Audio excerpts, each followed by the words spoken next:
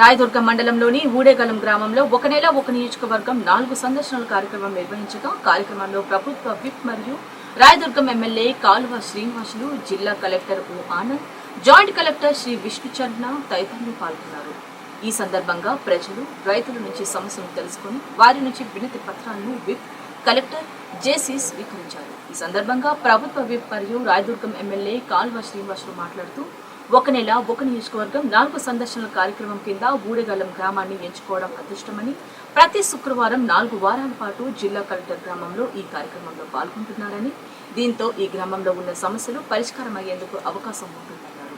గ్రామ ప్రజలందరూ అధికారులతో సహకరించి ఏవైనా సమస్యలు ఉంటే జిల్లా కలెక్టర్ దృష్టికి తీసుకురావాలని, వాటి పరిష్కారానికి అవసరమైన చర్యలు తీసుకుంటున్నారన్నారు.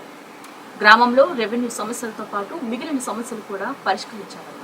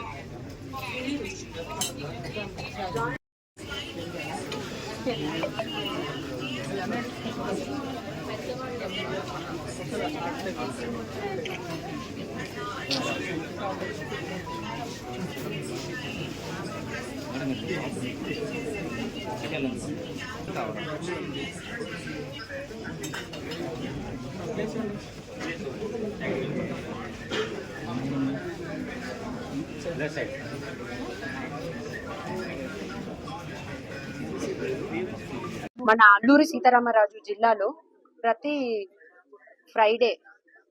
ఫ్రైడే కూడా మనకి ఇక్కడ పబ్లిక్ గ్రీవెన్స్ అడ్రసల్ సిస్టమ్ జరుగుతుంది. సో అదిలో పీజీఆర్ఎస్ లో పాల్గొనడానికి చాలా దూరం మండలం నుంచి కూడా చాలా మంది వచ్చేవారు. లైక్ ముంచింపుట్టు, పెద్దబాయిలు, దుమ్రిగూడ, చాలా దూరం మండలం నుంచి అందరూ వచ్చేవారు. మళ్ళీ వాళ్ళు మధ్యాహ్న భోజనం లేకుండానే చాలా ప్రజలు అలాగే వెళ్ళిపోయేవారు.